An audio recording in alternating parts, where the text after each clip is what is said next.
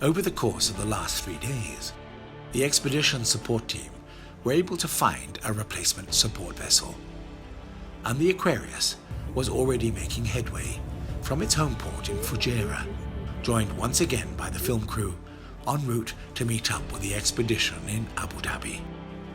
This is an area of great importance for many endangered species.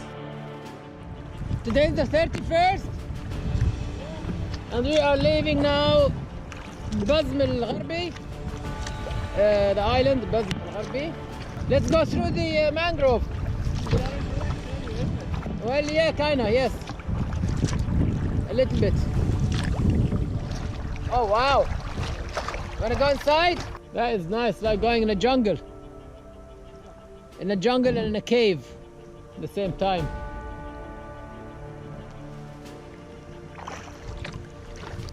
On the trees, they go up to take oxygen from the air. This is how it's designed. Man, the silence here is so incredibly beautiful. Bazm al-Gharbi is part of a protected area managed by the Environment Agency Abu Dhabi, the EAD. Wael has come out from Mirfa with rangers from the EAD to find and to check on the safety and progress of the kayakers. That's turtle number 3. 2 of them with a cracked back. Despite being protected and classified as endangered, sadly many turtles are killed by human activities. It's so sad. All right. 7 hours and a half. 26 nautical miles today. Excellent. Tomorrow, inshallah, we're gonna try to get to Abu Dhabi. Pushing themselves as hard as they can, they managed to cover another 28 nautical miles, equal to 51.8 kilometers in record time. Reaching Abu Dhabi by late afternoon, they finally joined their new support vessel, Aquarius, in Abu Dhabi Marina, and are reunited with the rest of the team. Having been forced to miss out on seeing some of the UAE's western region's most interesting areas, the reunited team will return fully supported, back to the most interesting biodiversity hotspots that they had missed on the way through. But first, there was a bit of media awareness to be attended to. Okay, we are at the Anantara Eastern Mangrove Hotel, and this hotel here is a special hotel facing the protected mangrove area, and they also take people by kayak tours here to see the mangroves and appreciate them. We are here for a press event that was arranged by Sheikha Maryam Al-Khasimi. She is with the EPA, and she was very kind to arrange the press conference for us to tell why we're here, what we're doing, and what is our target. The human dirting, you know, the way they throw the stuff, you know, the bottles and the papers, and the way they go and enjoy the most beautiful beaches you ever see in your life. People just drive with their car, they eat, and they just leave it. The plates, the rice, the bags, the bottles, the cans, everything, they just leave it and they go. And you see a lot of this, and this is common. It's not Kuwait only, or Saudi Arabia, or Bahrain, or everywhere. You go to sleep, what do you eat? Kayaking every day. As media interest in the K2O expedition grew, curiosity extends to more than the environmental message, with special interest in their physical and personal challenges. You guys eat, I mean, 10 hours, do you guys carry food with you inside the pouches? I do. Some people eat more than others. Okay. Yeah, I'd eat nuts and dried fruit and bars and stuff. I can show you there. Yeah. This is one of the things. It's one of these things we carry all the time. So we spend about 4, maybe 5,000 calories a day. So it's very difficult to consume that much. Yeah. So far, I have lost about 9 kilos since I started. And to start with, I'm not that... we're going to start a program, you know, weight loss, back problem, sleeping problem, insomnia, and all we have many solutions. Yani all what you're doing, you know, is a historical thing. It hasn't been done before. And the other nice thing is we had our passport stamped on beach by the kayak. So this is really nice. And this happened between Qatar and the UAE. Yeah.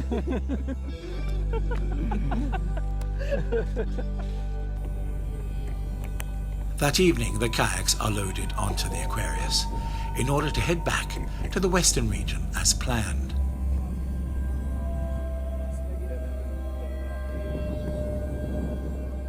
The following morning, the team briefs the new boat crew, checking the area's marine charts.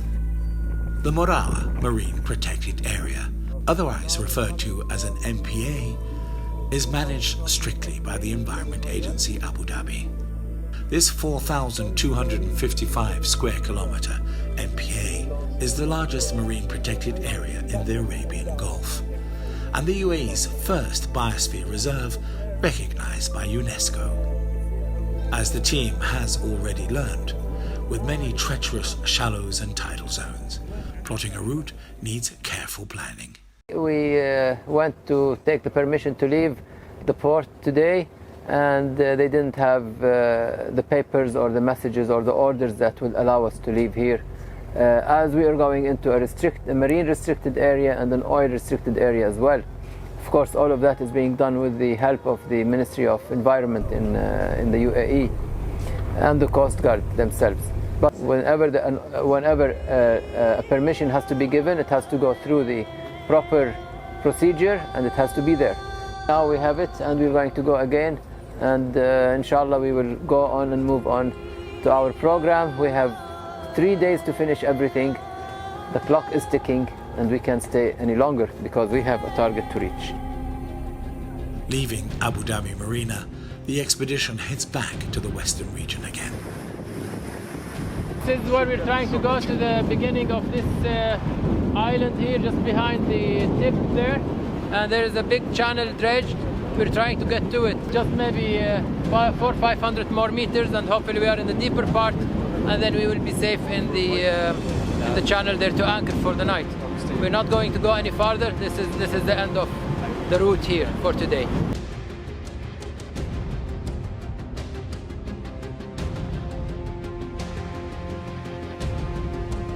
The following morning, a beautiful dawn and plenty of coffee heralds the start of a special day.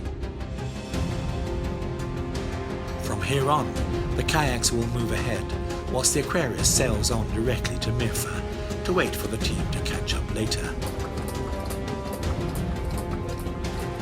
About 24 pounds. That's it. Yeah. Right. Yeah, as long as you guys have them, whatever you need. Having a support vessel again makes things a lot easier.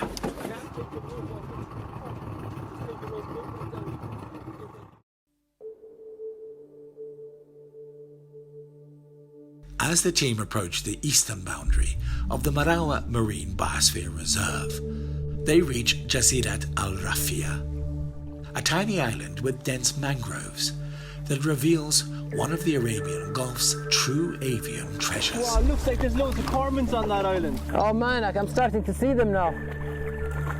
There's tons of them. Wow, I think I can see some more on that tip there. You must be just about learning how to fly. Yeah, because remember we saw them in Qatar, and they were still chicks unable to fly, and the color of their feathers were different. So let's see what's the story here. This is one of the islands that provide nesting rockeries for one of the few remaining colonies of Socotra cormorants. The Arabian Gulf is a globally important nesting and feeding ground for 2 of the 40 species of cormorants in the world. This is like Antarctica. It's crazy. It's really... Instead of penguins, you've got cormorants. Well, What makes it particularly important here is that these Socotra cormorants are a threatened species, listed by the IUCN's Red List as vulnerable to extinction. In fact, Socotra cormorants are endemic to the Arabian Gulf and some parts of the southeast coast of the Arabian Peninsula. Back in the year 2000, it was estimated that the world population was about 110,000 breeding pairs. We're going to try to find a place to get off. It's all rocky here. Since then, populations have been at a decline, threatened by the fast pace of coastal development and in some parts of the region, exacerbated by oil spills and loss of fish stocks due to overfishing.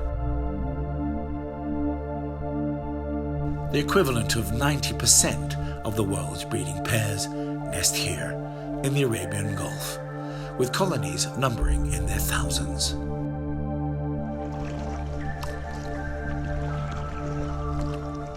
There is a beach. Wow. أروح أصور نسخ هذا البلاستيك.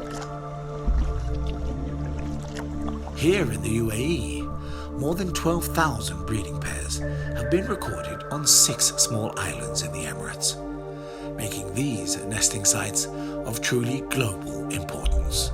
What we see here is the mothers, the eggs, the chicks, the toddlers if you want to call them, and the whole structure. It's really amazing what we are watching here. They are very intelligent. They have been used in the Far East. They use cormorants as hunting pals. So they use cormorants to go out and fish for them and bring the fish for them. The intense heat causes the birds to use an important adaptation called gular fluttering. By opening their mouths and fluttering their neck muscles, they're able to dissipate heat by increasing the rate of blood flow to the beak and throat area, increasing the evaporation of water in an avian form of sweating. The northern population nest mostly during the winter months. It's amazing, huh? Oh, it's unbelievable what's going on. Really. Look, so there's 1, 2, 3, 4. Yeah. Most of them have 3 eggs. Why is there? On average, 3 to 5 eggs are laid, but not all survive. Hatching occurs about 1 month after the eggs are laid, and the chicks will then remain in the nest for a further 2 months. Difference in new ages. So you have the eggs, the small chicks, the older ones. They don't all hatch at the same time. When they first hatch, they remain sightless for days before slowly opening their eyes. Despite being blind, their competitive instincts start early as they form into a pecking order, vying for food from their parents. The close proximity of nests inevitably results in conflict and bickering between neighboring birds, with returning parents frequently descending on the wrong nest by accident and being chased off by the rightful owner.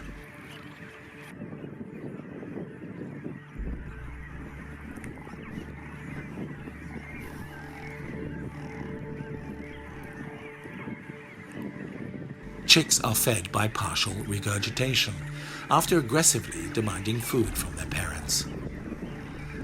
But feeding can be a tricky thing, as neighboring adults are quick to steal food, even literally, from the mouths of the chicks if possible.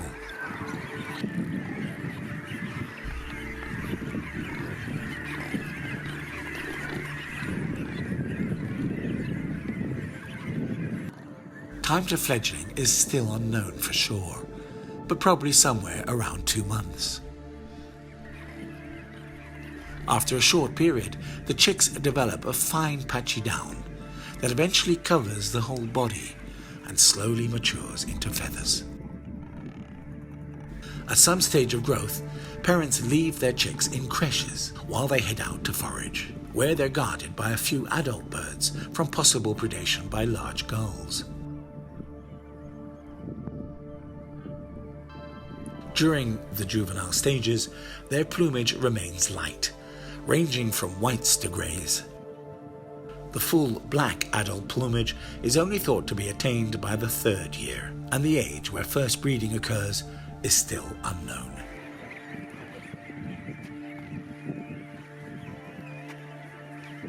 There are still many things we don't know about yet another of our region's endangered species. However, the efforts from Abu Dhabi Environment Agency and other UAE authorities hope to secure a future for even these threatened natural treasures. Having spotted something unusual in the adjacent mangroves during their approach to the island, Colin and the team get back into their kayaks and head into the island's mangrove channel. These mangroves are very important. They do offer very important role in the life of the sea, the fish, and other mammals that live around here. Small fish can hide and they can have a chance to grow and not get eaten by other predators. The grass that we see also is food for the turtles and for the dugongs that are in this area. So this is really amazing to kayak through these mangroves. So calm, so peaceful, you feel you are in a lake.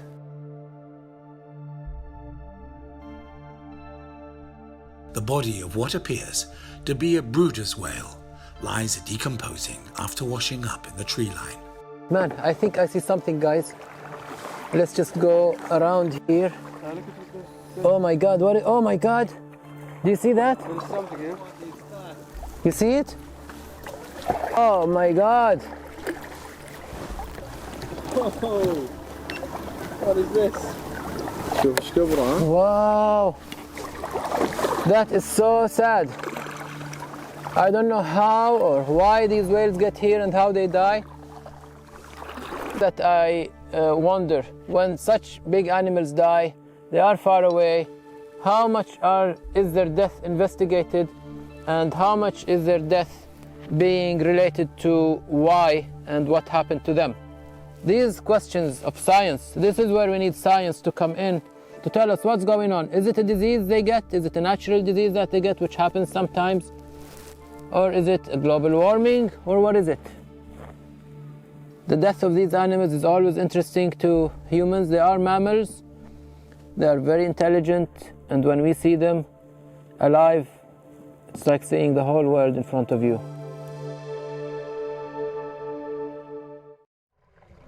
With the sun beginning to set, the kayaks rush to try and reach the small port of Mirfa before darkness makes it difficult to find the support vessel for the night, and to get ready for a big day the next morning.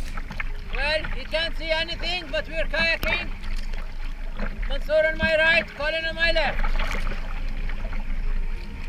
And we're trying to find our 25-meter ship mast that we couldn't see. How? I have no idea. It would have been nice if they had the mast light on. The following morning was not an ideal start. We are today ready to go to Abu Tina Island and Abu Tina protected area. We have been waiting for this day. This is a very important area, a very nice area and very rich of biodiversity. The fog is holding us today. If it's not one thing, it's another. We want this gap to get bigger so the fog lifts and we can go to Abu Tina Island. And as you see, the humidity is 98% humidity now. This is part of life, this is part of nature. It has its way and we're dealing with it. 100% humidity. That's it. Oh, here is our boat. Assalamu alaikum. إن شاء الله ابتدى ينقشع الضباب. We can see it there. If you look at the sun, you can see the sun now, and it's starting to move up. The expedition has been granted special permission to be taken to Abu Tina Island by the Abu Dhabi Environment Agency, who strictly monitor and manage the reserve's marine and terrestrial ecology and wildlife. Finally, we are on our way to Abu Tina Island. It is still foggy, but not so bad. We can see, so we go slowly until the fog clears up more, so we can go faster. It could take us up to 3 hours to get there, so we hope to get our dive. To reach Abu Tina, the team traveled deep within the Marawa Reserve's 4,250 square kilometers of protected area. This is the region's first and largest UNESCO designated marine biosphere reserve recognized since 2001.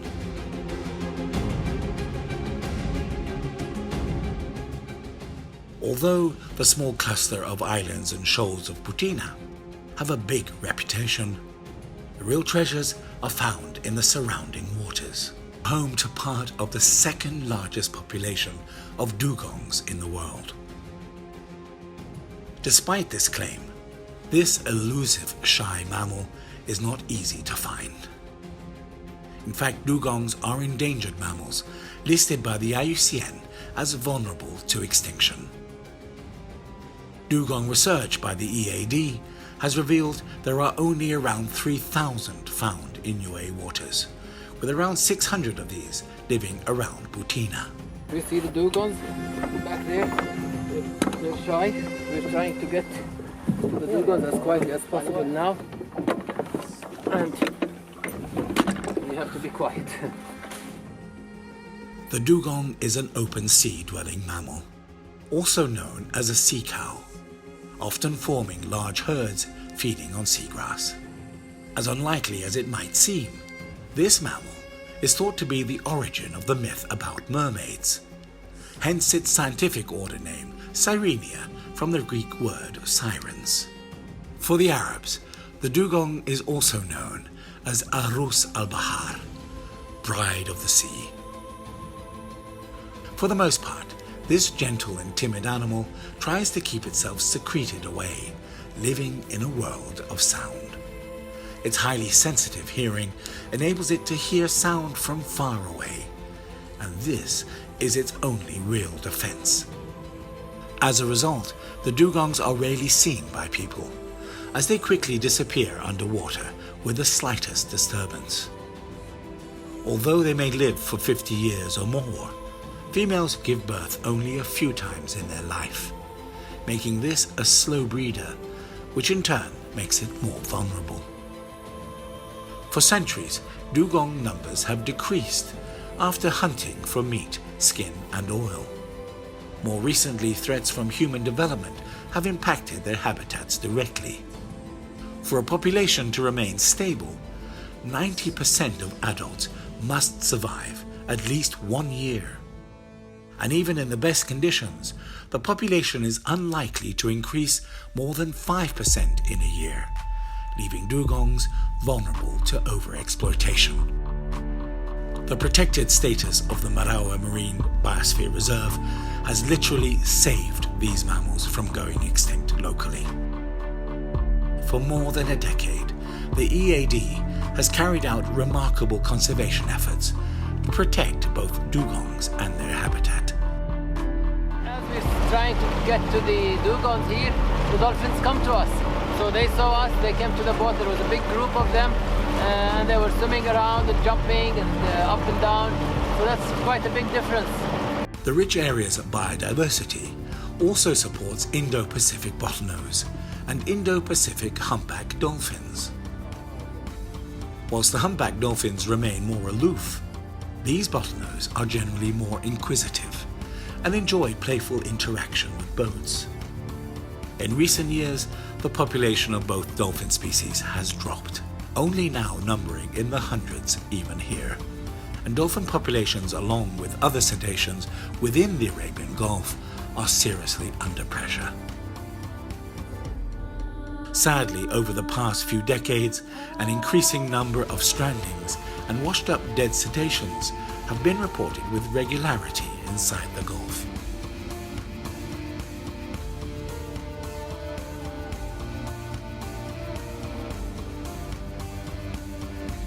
Whilst the main wealth of this biodiversity is associated with the sea, this distinctive example of natural habitat with its shallow waters and tall mangroves support an important spectrum of mangrove and associated wildlife, including seabirds, waders and ospreys.